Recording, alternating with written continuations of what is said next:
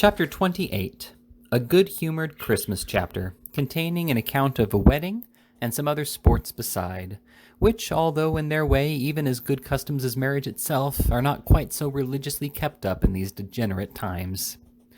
As brisk as bees, if not altogether as light as fairies, did the four Pickwickians assemble on the morning of the 22nd day of December, in the year of grace in which these their faithfully recorded adventures were undertaken and accomplished. Christmas was close at hand in all his bluff and hearty honesty. It was the season of hospitality, merriment, and open-heartedness. The old year was preparing like an ancient philosopher to call his friends around him, and amidst the sound of feasting and revelry to pass gently and calmly away. Gay and merry was the time, and right gay and merry were at least four of the numerous hearts that were gladdened by its coming. And numerous indeed are the hearts to which Christmas brings a brief season of happiness and enjoyment.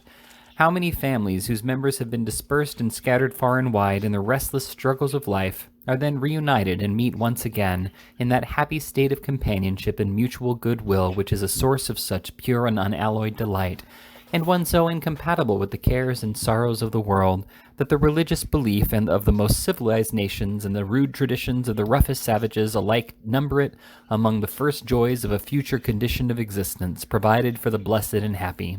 How many old recollections and how many dormant sympathies does Christmas time awaken? We write these words now, many miles distant from the spot at which year after year we met on that day, a merry and joyous circle. Many of the hearts that throbbed so gaily then have ceased to beat. Many of the looks that shone so brightly then have ceased to glow. The hands we grasped have grown cold. The eyes we sought have hid their luster in the grave. And yet the old house, the room, the merry voices and smiling faces, the jest, the laugh, the most minute and trivial circumstances connected with those happy meetings crowd upon our mind at each recurrence of the season, as if the last assemblage had been but yesterday. Happy, happy Christmas that can win us back to the delusions of our childish days, that can recall to the old man the pleasures of his youth, that can transport the sailor and the traveler thousands of miles away, back to his own fireside and his quiet home. But we are so taken up and occupied with the good qualities of this Saint Christmas that we are keeping Mr. Pickwick and his friends waiting in the cold on the outside of the Muggleton coach, which they have just attained, well wrapped up in greatcoats, shawls, and comforters. The portmanteaus and carpet-bags have been stowed away, and Mr. Weller and the guard are endeavoring to insinuate into the foreboot a huge codfish several sizes too large for it, which is snugly packed up in a long brown basket with a layer of straw over the top, and which has been left to the last in order that he may repose in safety on the half-dozen barrels of real native oysters, all the property of Mr. Pickwick, which have been arranged in regular order at the bottom of the receptacle. The interest displayed in Mr. Pickwick's countenance is most intense as Mr. Weller and the guard try to squeeze the codfish into the boot, first head first, and then tail first, and then top upward, and then bottom upward, and then sideways, and then longways, all of which artifices the implacable codfish sturdily resists, until the guard accidentally hits him in the very middle of the basket, whereupon he suddenly disappears into the boot, and with him the head and shoulders of the guard himself, who, not calculating upon so sudden a cessation of the passive resistance of the codfish, experiences a very unexpected shock to the unsmotherable delight of all the porters and bystanders. Upon this, Mr. Pickwick smiles with great good humor, and drawing a shilling from his waistcoat pocket, begs the guard, as he picks himself out of the boot, to drink his health in a glass of hot brandy and water, at which the guard smiles too, and Messrs. Snodgrass, Winkle, and Tupman all smile in company. The guard and Mr. Weller disappear for 5 minutes, most probably to get the hot brandy and water, for they smell very strongly of it. When they return, the coachman mounts to the box, Mr. Weller jumps up behind, the Pickwickians pull their coats round their legs and their shawls over their noses, the helpers pull the horsecloths off, and the coachman shouts a cheery, "All right," and away they go. They have rumbled through the streets and jolted over the stones, and at length reach the wide and open country. The wheels skim over the hard and frosty ground, and the horses, bursting into a canter at a smart crack of the whip, step along the road as if the load behind them, coach, passengers, codfish, oyster barrels, and all, were but a feather at their heels. They have descended a gentle slope and enter upon a level, as compact and dry as a solid block of marble 2 miles long. Another crack of the whip, and on they speed at a smart gallop, the horses tossing their heads and rattling the harness, as if in exhilaration at the rapidity of the motion, while the coachman, holding whip and reins in one hand, takes off his hat with the other, and resting it on his knees, pulls out his handkerchief and wipes his forehead, partly because he has a habit of doing it, and partly because it's as well to show the passengers how cool he is and what an easy thing it is to drive four in hand when you have had as much practice as he has. Having done this very leisurely, and otherwise the effect would be materially impaired, he replaces his handkerchief, pulls on his hat, adjusts his gloves, squares his elbows, cracks the whip again, and on they speed, more merrily than before. A few small houses scattered on either side of the road betoken the entrance to some town or village. The lively notes of the guard's key bugle vibrate in the clear, cold air and wake up the old gentleman inside, who, carefully letting down the window sash halfway and standing sentry over the air, takes a short peep out, and then carefully pulling it up again, informs the other inside that they're going to change directly, on which the other inside wakes himself up and determines to postpone his next nap until after the stoppage. Again the bugle sounds lustily forth and rouses the cottager's wife and children, who peep out at the house door, and watch the coach till it turns the corner, when they once more crouch round the blazing fire and throw on another log of wood against father comes home. While father himself, a full mile off, has just exchanged a friendly nod with the coachman, and turned round to take a good long stare at the vehicle as it whirls away. And now the bugle plays a lively air as the coach rattles through the ill-paved streets of a country town. And the coachman, undoing the buckle which keeps his ribands together, prepares to throw them off the moment he stops. Mr. Pickwick emerges from his coat collar and looks about him with great curiosity, perceiving which, the coachman informs Mr. Pickwick of the name of the town, and tells him it was market day yesterday, both of which pieces of information Mr. Pickwick retails to his fellow passengers, whereupon they emerge from their coat collars too and look about them also. Mr. Winkle, who sits at the extreme edge, with one leg dangling in the air, is nearly precipitated into the street, as the coach twists round the sharp corner by the cheesemonger's shop, and turns into the marketplace, and before Mr. Snodgrass, who sits next to him, has recovered from his alarm, they pull up at the inn-yard, where the fresh horses with cloths on are already waiting. The coachman throws down the reins and gets down himself, and the other outside passengers drop down also, except those who have no great confidence in their ability to get up again, and they remain where they are, and stamp their feet against the coach to warm them, looking with longing eyes and red noses at the bright fire in the inn bar, and the sprigs of holly with red berries which ornament the window. But the guard has delivered at the corn dealer's shop the brown paper packet he took out of the little pouch which hangs over his shoulder by a leathern strap, and has seen the horses carefully put to, and has thrown on the pavement the saddle which was brought from London on the coach roof, and has assisted in the conference between the coachman and the hostler about the grey mare that hurt her off foreleg last Tuesday. And he and Mr. Weller are all right behind, and the coachman is all right in front, and the old gentleman inside, who has kept the window down full 2 inches all this time, has pulled it up again, and the cloths are off, and they are all ready for starting except the 2 stout gentlemen, whom the coachman inquires after with some impatience. Hereupon the coachman and the guard and Sam Weller and Mr. Winkle and Mr. Snodgrass and all the hostlers and every one of the idlers, who are more in number than all the others put together, shout for the missing gentleman as loud as they can bawl. A distant response is heard from the yard, and Mr. Pickwick and Mr. Tupman come running down it, quite out of breath, for they have been having a glass of ale apiece, and Mr. Pickwick's fingers are so cold that he has been full 5 minutes before he could find the 6pence to pay for it. The coachman shouts an admonitory, "Now then, gentlemen." The guard re-echoes it. The old gentleman inside thinks it a very extraordinary thing that people will get down when they know there isn't time for it. Mr. Pickwick struggles up on one side, Mr. Tupman on the other. Mr. Winkle cries, "All right," and off they start. Shawls are pulled up, coat collars are readjusted, the pavement ceases, the houses disappear, and they are once again dashing along the open road, with the fresh clear air blowing in their faces, and gladdening their very hearts within them. Such was the progress of Mr. Pickwick and his friends by the Muggleton Telegraph, on their way to Dingley Dell, and at 3 o'clock that afternoon they all stood high and dry, safe and sound, hale and hearty, upon the steps of the Blue Lion, having taken on the road quite enough of ale and brandy to enable them to bid defiance to the frost that was binding up the earth in its iron fetters, and weaving its beautiful network upon the trees and hedges. Mr. Pickwick was busily engaged in counting the barrels of oysters and superintending the disinterment of the codfish, when he felt himself gently pulled by the skirts of the coat. Looking around, he discovered that the individual who resorted to this mode of catching his attention was no other than Mr. Wardle's favorite page, better known to the readers of this unvarnished history by the distinguishing appellation of the Fat Boy. "Aha!" said Mr. Pickwick. "Aha!" said the Fat Boy. As he said it, he glanced from the codfish to the barrels and chuckled joyously. He was fatter than ever.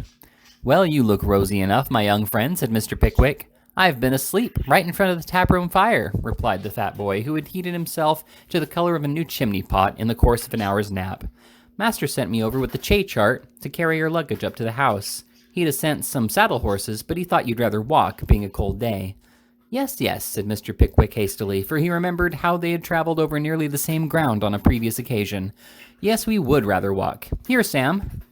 "Sir," said Mr. Weller, "help Mr. Wardle's servant to put the packages into the cart and then ride on with him. We will walk forward at once."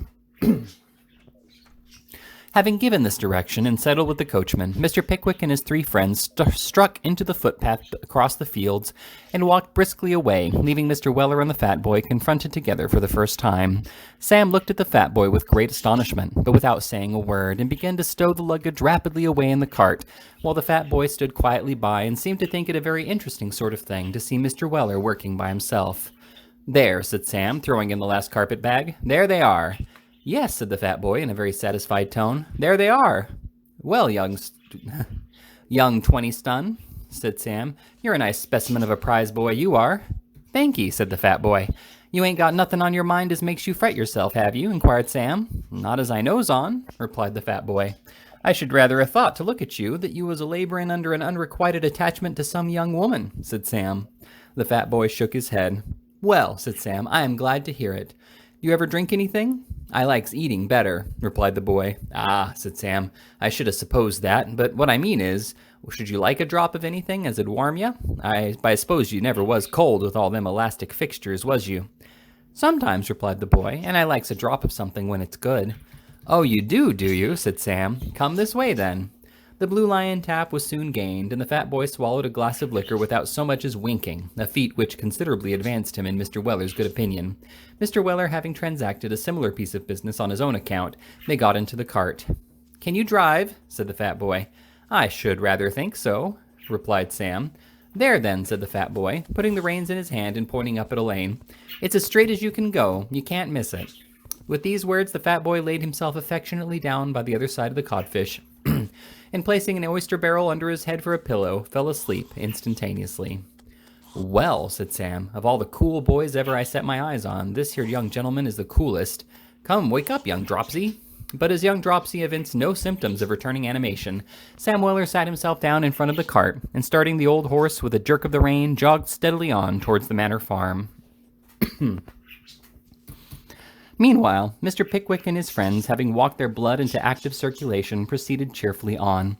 The paths were hard, the grass was crisp and frosty, the air had a fine, dry, bracing coldness, and the rapid approach of the gray twilight, slate-colored is a better term in frosty weather, made them look forward with the pleasant anticipation to the comforts which awaited them at their hospitable entertainers. It was the sort of afternoon that might induce a couple of elderly gentlemen in a lonely field to take off their greatcoats and play at leapfrog in pure lightness of heart and gaiety, and we firmly believe that had Mr. Tubman at that moment proffered a back, Mr. Pickwick would have accepted his offer with the utmost avidity. However, Mr. Tubman did not volunteer any such accommodation, and the friends walked on, conversing merrily. As they turned into a lane they had to cross, the sound of many voices burst upon their ears, and before they had even had time to form a guess to whom they belonged, they walked into the very center of the party who were expecting their arrival, a fact which was first notified to the Pickwickians by the loud "Hurrah!" which burst from old Wardle's lips when they appeared in sight. First there was Wardle himself, looking, if that were possible, more jolly than ever. Then there was Bella and her faithful Trundle, and lastly there was Emily, and some 8 or 10 young ladies who had all come down to the wedding, which was to take place next day, and who were in as happy and important a state as young ladies usually are on such momentous occasions, and they were, one and all, startling the fields and lanes far and wide with their frolic and laughter. The ceremony of introduction under such circumstances was very soon performed, or we should rather say that the introduction was soon over, without any ceremony at all. In 2 minutes thereafter, Mr. Pickwick was joking with the young ladies who wouldn't come over the stile while he looked, or who, having pretty feet and unexceptionable ankles, preferred standing on the top rail for 5 minutes or so, declaring that they were too frightened to move, with as much ease and absence of reserve or constraint as if he had known them for life. It is worthy of remark, too, that Mr. Snodgrass offered Emily far more assistance than the absolute terrors of the stile, although it was full 3 feet high and had only a couple of stepping stones, would seem to require, while one black-eyed young lady in a very particular, very nice little pair of boots with fur round the top was observed to scream very loudly when Mr. Winkle offered to help her over. All this was very snug and pleasant, and when the difficulties of the stile were at last surmounted and they were once more entered on the open field, old Wardle informed Mr. Pickwick how they had all been down in a body to inspect the furniture and fittings up of the house while the young couple were to tenant after the Christmas holidays.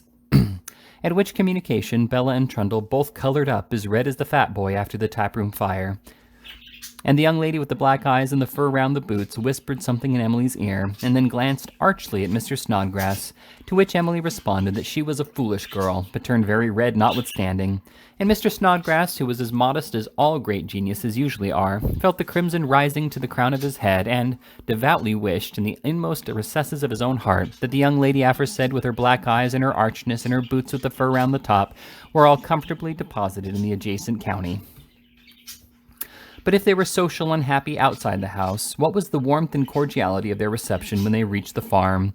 The very servants grinned with pleasure at sight of Mr. Pickwick, and Emma bestowed a half demure, half impudent, and all pretty look of recognition on Mr. Tupman, who was enough to make the statue of Bonaparte in the passage unfold his arms and clasp her within them.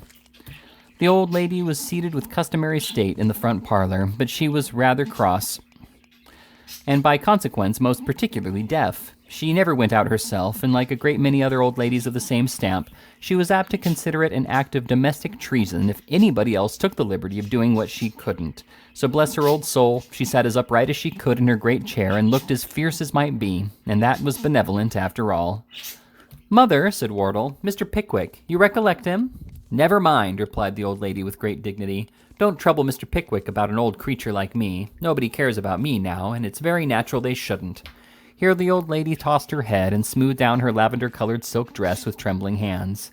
"Come, come, ma'am," said Mr. Pickwick, "I can't let you cut an old friend in this way. I have come down expressly to have a long talk and another rubber with you, and we'll show these boys and girls how to dance a minuet before they're 48 hours older." The old lady was rapidly giving way, but she did not like to do it all at once, so she only said, "Ah, I can't hear him." "Nonsense, mother," said Wardle. Come, don't be cross, there's a good soul. Recollect Bella. Come, you must keep her spirits up, the poor girl." The good old lady heard this, for her lip quivered as her son said it. But age has its little infirmities of temper, and she was not quite brought round yet. So she smoothed down the lavender-colored dress again, and turning to Mr. Pickwick said, "Ah, Mr. Pickwick, young people was very different when I was a girl." "No doubt of that, ma'am," said Mr. Pickwick, "and that's the reason why I would make much of the few that have any traces of the old stock." In saying this, Mr. Pickwick gently pulled Bella towards him, and bestowing a kiss upon her forehead, bade her sit down on the little stool at her grandmother's feet. Whether the expression of her countenance, as it was raised toward the old lady's face, called up a thought of old times, or whether the old lady was touched by Mr. Pickwick's affectionate good nature, or whatever was the cause, she was fairly melted, so she threw herself down on her granddaughter's neck, and all the little ill-humor evaporated in a gush of silent tears. A happy party there were that night. Sedate and solemn were the score of rubbers in which Mr. Pickwick and the old lady played together. Uproarious was the mirth of the round table. Long after the ladies had retired did the hot elder wine, well qualified with brandy and spice, go round and round and round again, and sound was the sleep and pleasant were the dreams that followed. It is a remarkable fact that those of Mr. Snodgrass have bore constant reference to Emily Wardle, and that the principal figure in Mr. Winkle's visions was a young lady with black eyes and arch smile, and a pair of remarkably nice boots with fur round the tops. Mr. Pickwick was awakened early in the morning by a hum of voices and a pattering of feet, sufficient to rouse even the fat boy from his heavy slumbers. He sat up in bed and listened. The female servants and female visitors were running constantly to and fro, and there were multitudinous multitudinous demands for hot water, such repeated outcries for needles and thread, and so many half-suppressed entreaties of, "Oh, do come and tie me, there's a dear," that Mr. Pickwick in his innocence began to imagine that something dreadful must have occurred when he grew more awake and remembered the wedding. The occasion being an important one, he dressed himself with particular care and descended to the breakfast room. There were all the female servants in a brand-new uniform of pink muslin gowns with white bows in their caps, running about the house in a state of excitement and agitation which it would be impossible to describe. The old lady was dressed out in a brocaded gown, which had not seen the light for 20 years, saving and accepting such truant rays as had stolen through the chinks in the box in which it had been laid by during the whole time. Mr. Trundle was in high feather and spirits, but a little nervous withal. The hearty old landlord was trying to look very cheerful and unconcerned, but failing signally in the attempt.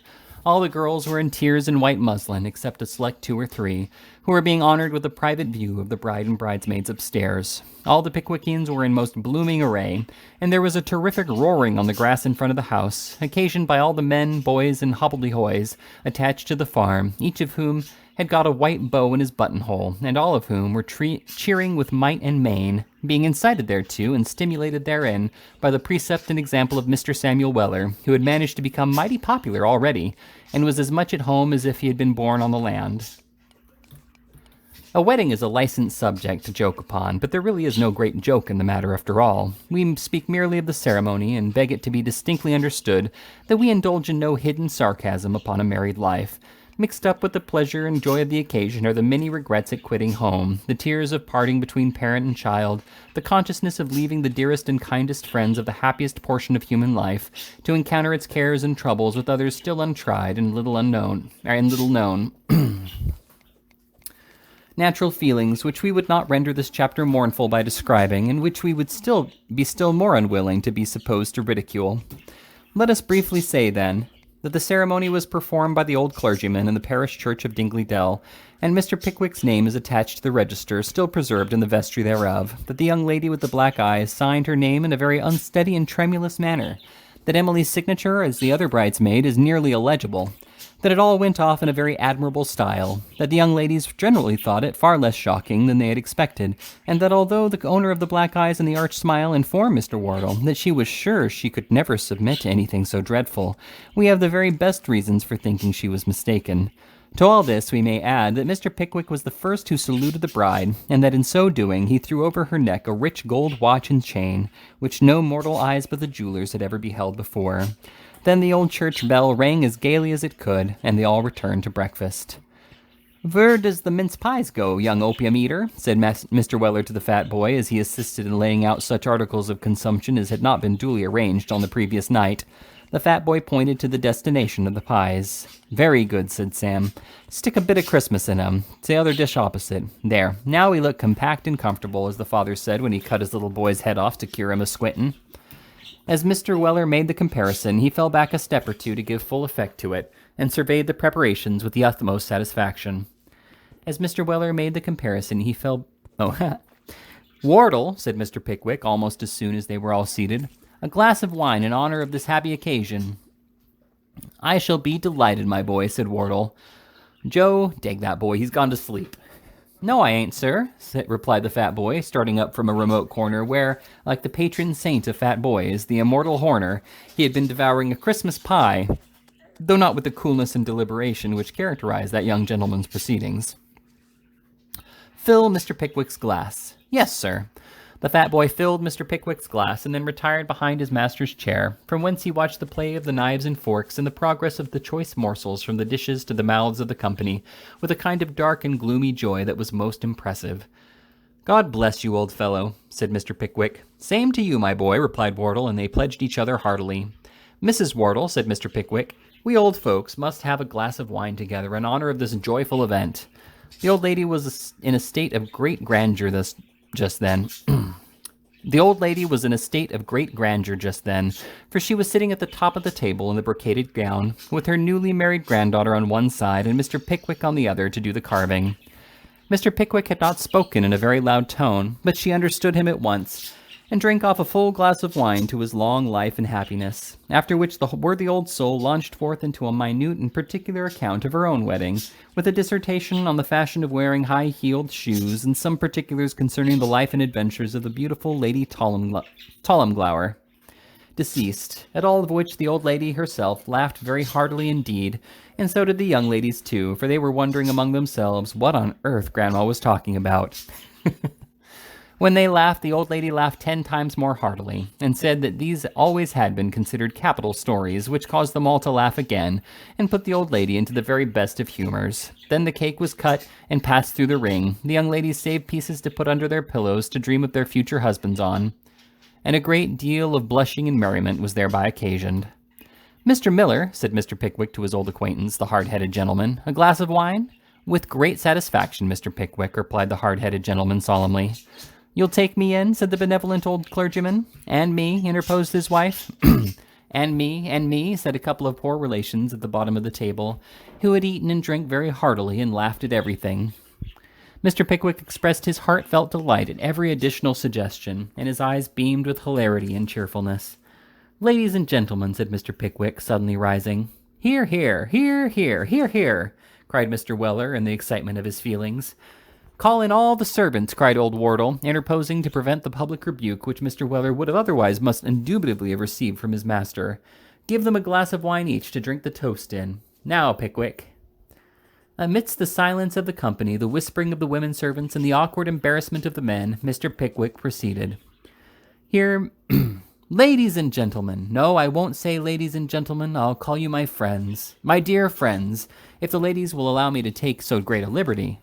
Here Mr. Pickwick was interrupted by immense applause from the ladies, echoed by the gentlemen, during which the owner of the eyes was distinctly heard to state that she could kiss that dear Mr. Pickwick, whereupon Mr. Winkle gallantly inquired if it couldn't be done by deputy, to which the young lady with the black eyes replied, "Go away," and accompanied the request with a look which said as plainly as the look could do, "If you can."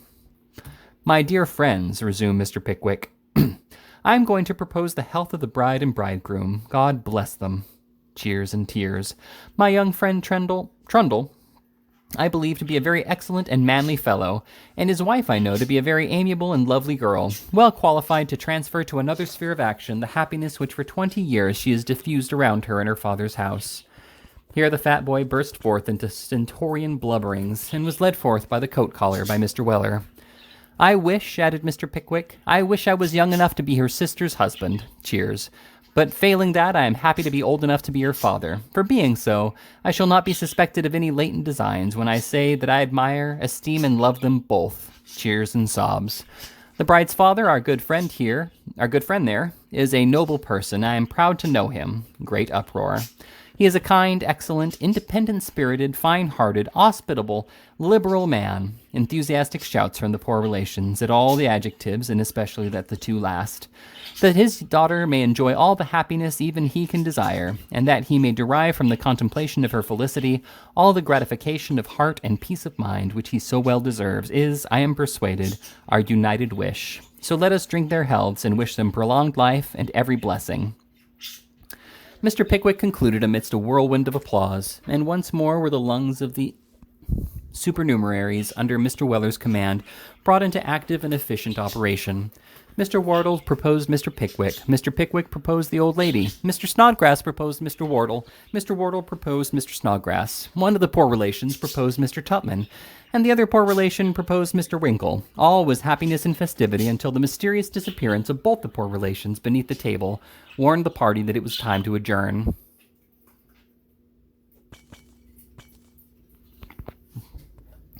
At dinner they met again after a 25-mile walk, undertaken by the males at Wardle's recommendation to get rid of the effects of the wine at breakfast. The poor relations had kept in bed all day with the view of attaining the same happy consummation, but as they had been unsuccessful, they stopped there. Mr. Weller kept the domestics in a state of perpetual hilarity, and the fat boy divided his time into small alternate allotments of eating and sleeping. The dinner was as hearty an affair as the breakfast, and was quite as noisy without the tears. Then came the dessert, and some more toasts. Then came the tea and coffee, and then the ball. The best sitting room at Manor Farm was a good, long, dark-paneled room with a high chimney-piece and a capacious chimney, up which you could have driven one of the new patent cabs, wheels and all. At the upper end of the room, seated in a shady bower of holly and evergreens, were the two best fiddlers and the only harp in all Muggleton.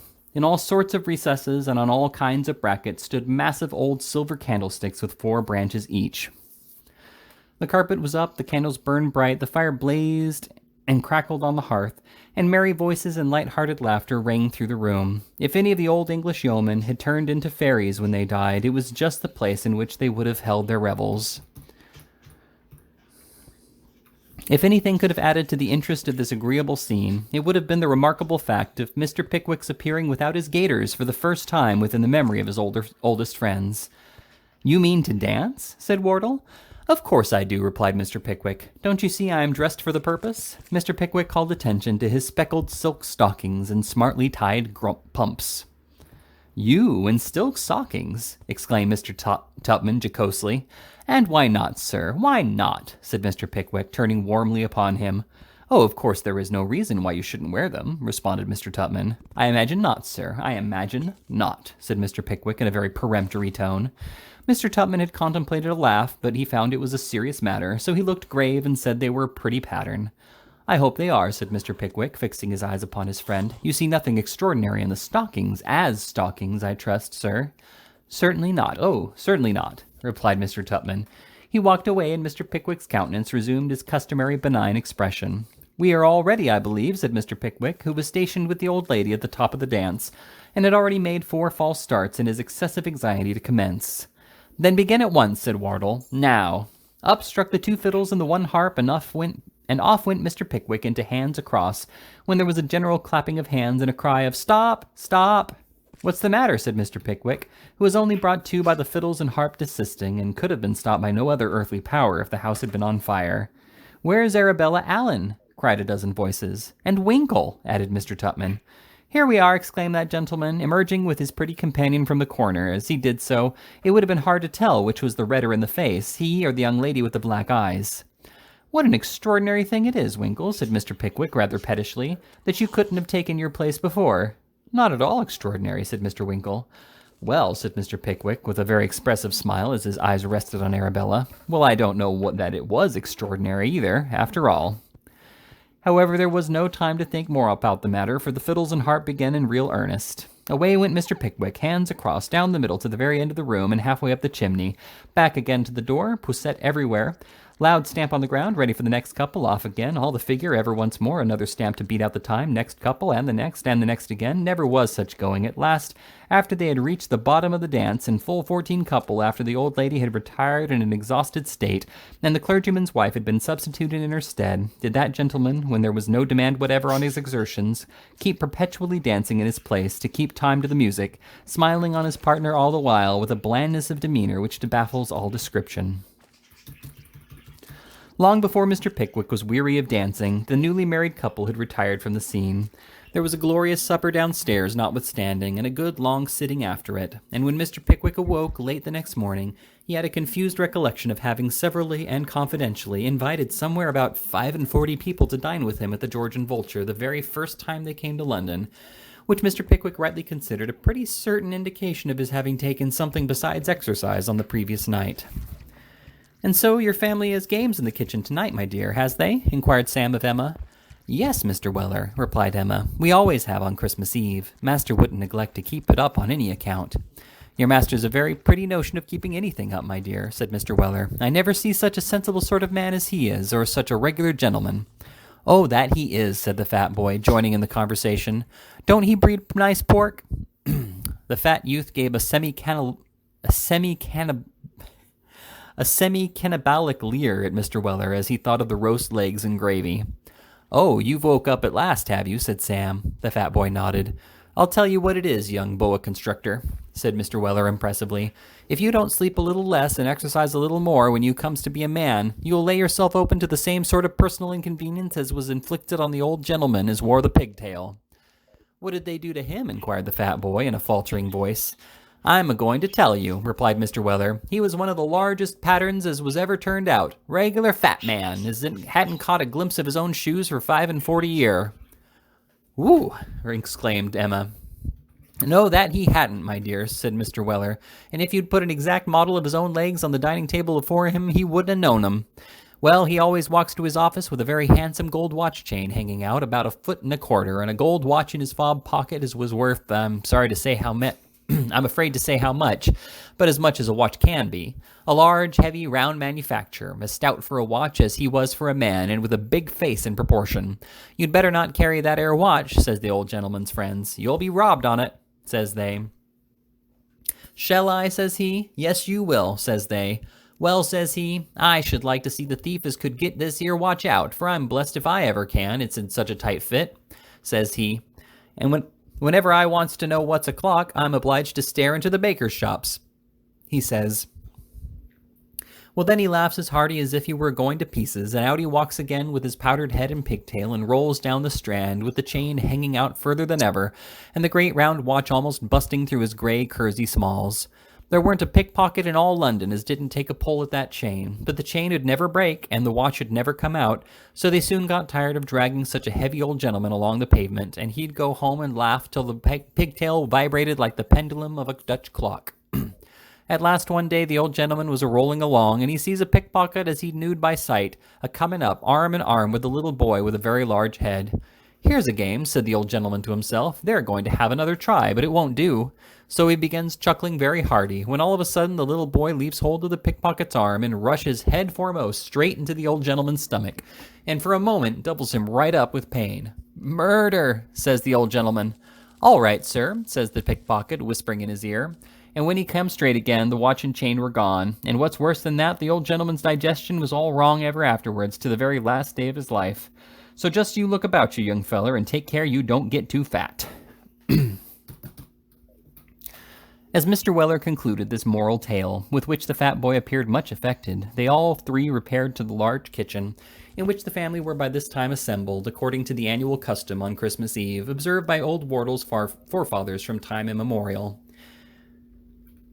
From the center of the ceiling of this kitchen, old Wardle had just suspended with his own hands a huge branch of mistletoe, and this same branch of mistletoe instantaneously gave rise to a scene of general and most delightful struggling and confusion, in the midst of which Mr. Pickwick, with a gallantry that would have done honor to a descendant of Lady Tollimglower herself, took the old lady by the hand, led her beneath the mystic branch, and saluted her in all courtesy and decorum.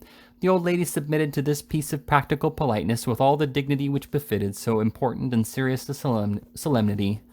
But the younger ladies, not being so thoroughly imbued with a superstitious veneration for the custom, or imagining that the value of a salute is very much enhanced if it cost a little trouble to obtain it, screamed and struggled and ran into corners, and threatened and remonstrated, and did everything but leave the room, until some of the less adventurous gentlemen were on the point of desisting, when they all at once found it was useless to resist any longer, and submitted to be kissed with a good grace.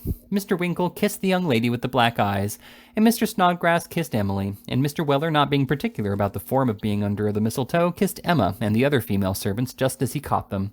As to the poor relations, they kissed everybody, not even excepting the plainer portions of the young lady visitors, who in their excessive confusion ran right under the mistletoe as soon as it was hung up without knowing it.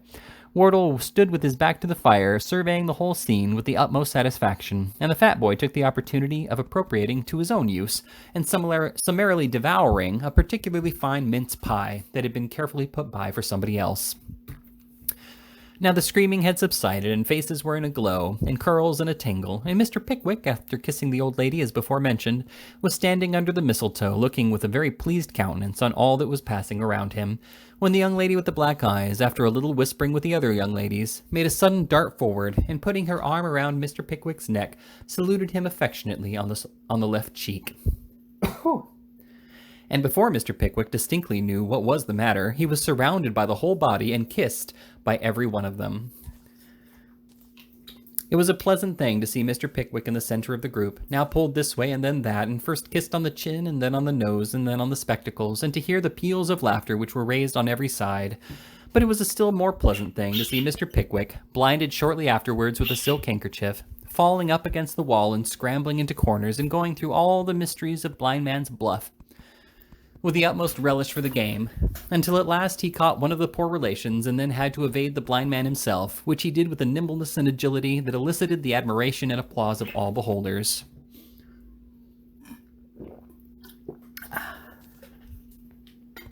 The poor relations caught the people who they thought would like it, and when the game flagged, got caught themselves. When they were all tired of Blandmind's Buff, there was a great game at Snapdragon, and when fingers enough were burned with that and all the raisins were gone, they sat down by the huge fire of blazing logs to a substantial supper.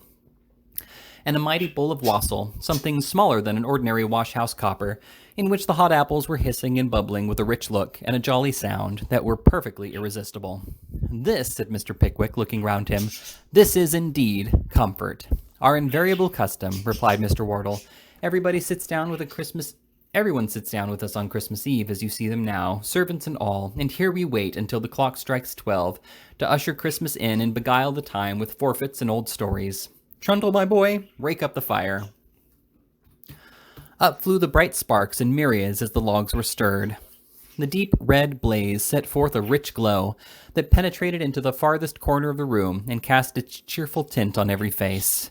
"Come," said Wardle, a Christmas song. I'll give you one in default of a better." "Bravo," says Mr. Pickwick. "Fill up," cried Wardle. "It will be 2 hours good before you see the bottom of the bowl through the deep, rich color of the wassail. Fill up all round, and now for the song." Thus saying, the merry old gentleman, in a good, round, sturdy voice, commenced without more ado, A Christmas Carol. "I care not for spring, on his fickle wing, let the blossoms and buds be born. He woos them amain with his treacherous rein, and he scatters them ere the morn. An inconstant elf, he knows not himself, nor his own changing mind and hour. He'll smile in your face, and with wry grimace, he'll wither your youngest flower. Let the summer sun to his bright home run, he shall never be sought by me. When he's dimmed by a cloud, I can laugh aloud, and care not how sulky he be. For his daring child is the madness wild that sports in fierce fever's train, and when love is too strong, it don't last long, as many have found to their pain. A mild harvest night by the tranquil light of the modest and gentle moon has a far sweeter sheen, for me, I ween, than the broad and unblushing noon. But every leaf awakens my grief, as it lieth beneath the tree. So let autumn air be never so fair, it by no means agrees with me.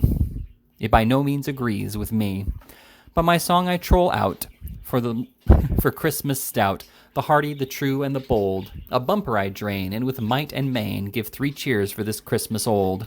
We'll usher him in with a merry din that shall gladden his joyous heart, and we'll keep him up while there's bite or sup, and in fellowship good we'll part.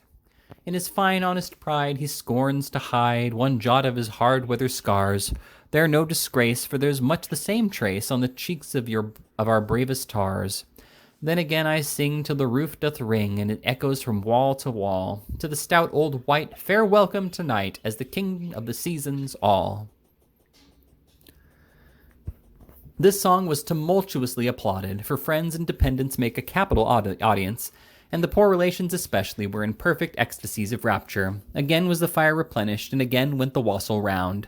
"How it snows," said one of the men in a low tone. "Snows, does it?" said Wardle. "Rough, cold night, sir," replied the man, "and there's a wind got up that drifts it across the fields in a thick white cloud." "What does Jem say?" inquired the young old lady.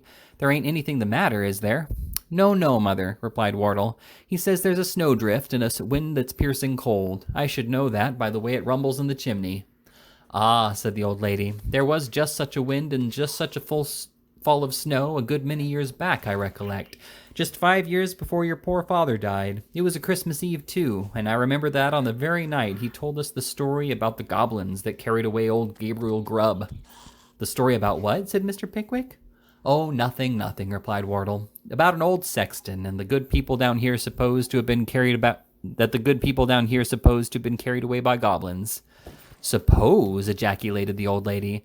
"Is there anybody hardy enough to disbelieve it? Suppose! Haven't you heard ever since you were a child that he was carried away by the goblins, and don't you know he was?"